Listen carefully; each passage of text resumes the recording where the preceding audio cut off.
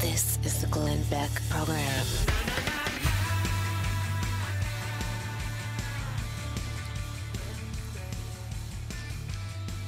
There are many things that I have done in the last few years, some of which I regret, some of which I went kicking and screaming to do.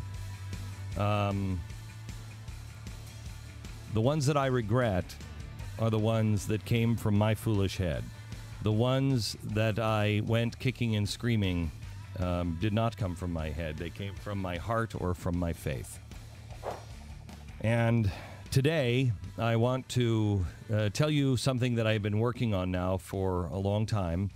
And we cannot give you all of the information today because some things have come up over the weekend, and you'll understand in a few minutes. But I will have the information to you, all of it, by Friday. But you're going to have enough to go on here to get started. The time to be counted is now. The time to be counted. There is a growing number of people that don't even know what they believe in anymore. They don't know what our country even believes in anymore. We don't know who they are or what we are as a people.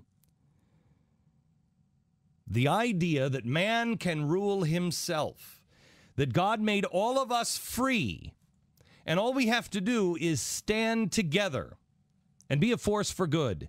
Evil grows when goodness does not stand. When man doesn't reach for the highest heights. When man is afraid or man is apathetic, evil grows.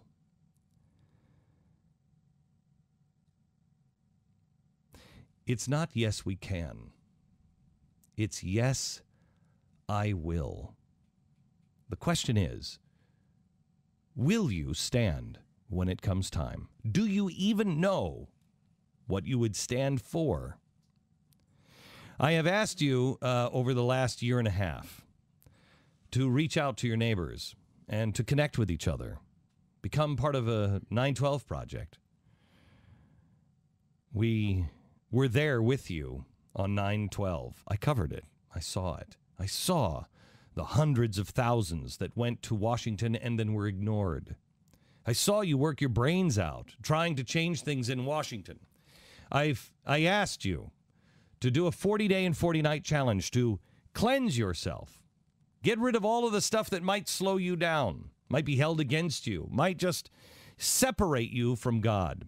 And then I asked you to come with me to Washington to restore honor. The press and the media didn't understand it.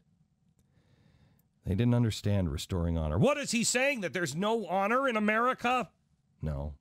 It's a personal choice to restore honor in yourself. And I asked you to be the giant that Abraham Lincoln was, that George Washington was, to raise the next monument.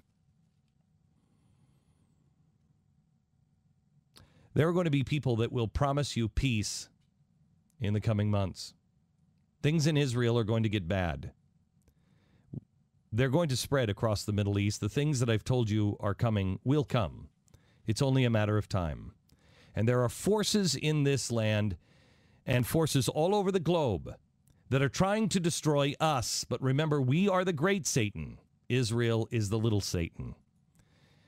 They are going to attack the center of our faith, our common faith, and that is Jerusalem. And it won't be with bullets or bombs. It will be with a two-state solution that cuts off Jerusalem, the old city, to the rest of the world.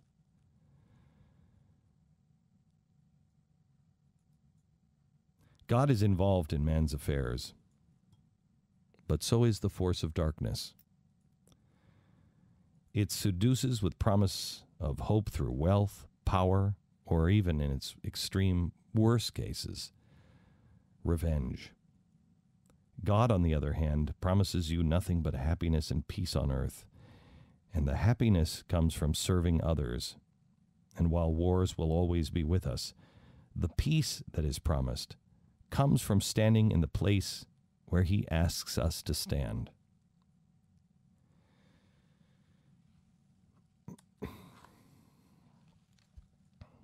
I believe I've been asked to stand in Jerusalem.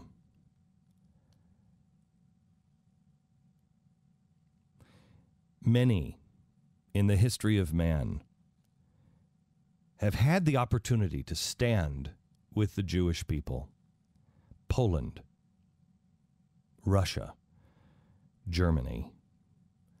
Time and time and time again, people have had the opportunity, and they have failed.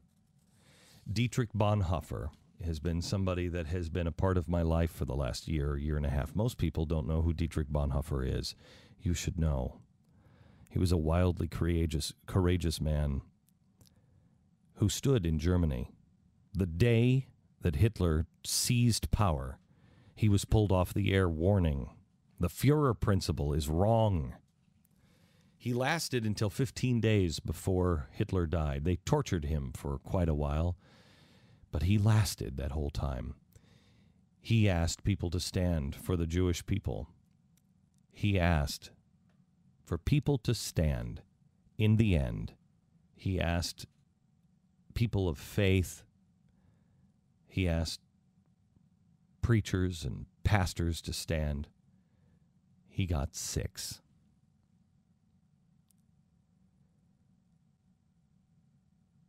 As a citizen of America, and no more or less than a brother in the family of man, I come to you today and ask you to stand with me in Jerusalem. If you were part of 828, you know that feeling. You went, most likely not knowing what was going to happen. You went knowing that there was something bigger involved than politics. We have gone to the capitals of our states and to the capitals of our government. We have talked to all the power brokers. The only power broker, the only seat of government that can and will solve this problem with or without us is God. It is time to return inside the walls that surround Jerusalem and stand with people of all faiths all around the world. This August, join me for an event I have named Restoring Courage. If you have restored the honor in your life, if you have done the things that we have asked you to do, then you know when you are given an opportunity to stand, whether it's because you are influenced by the thinking of Dietrich Bonhoeffer, or you are influenced by the words of Ezekiel. God is very clear. No time in the history of man, that at least that I can think of, has a group of people made the right choice at the right time. There will be people who say, oh, you are crazy. That's not going to happen. People have been saying that this is Ezekiel for 5,000 years, yada, yada, yada. I have no idea if these are the times. I just know that the old hatreds are starting up. And as Dietrich Bonhoeffer said, God will not hold us blameless. I choose to stand and be counted. I want you to know the very gates of hell are going to open up against us.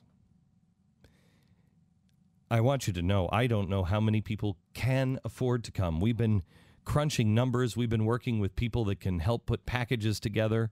We're not ready with that information. It'll be ready by Friday. But it's expensive to go. really expensive. This trip I took last week personally cost me $100,000 because I had to go with several people who are working on this project. I'm going to be frank with you. I don't even know where the money is going to come from to put this event on. I just know it will.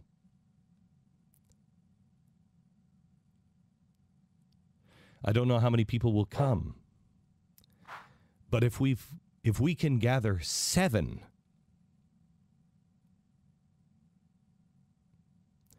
we'll have gotten one more than Dietrich Bonhoeffer did.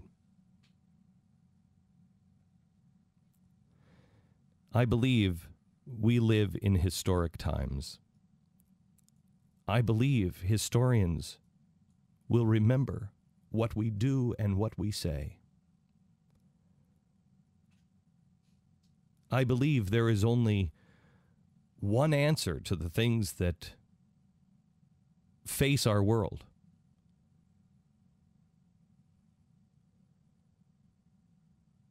And I believe the only one that records my name and my actions that I care about is the one that possesses that solution.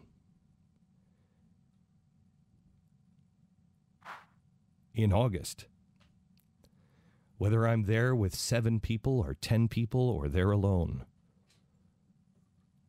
I will be counted and I will stand. I ask you to join me. I also ask you to take this message globally, to take this to every corner of the earth. If you have family living overseas, this is not an America solution. This is a people of faith solution. This is a people all over the world solution. I ask you to help get this word out. There is not a pile of cash behind this one. It's just like 828. It's you and me.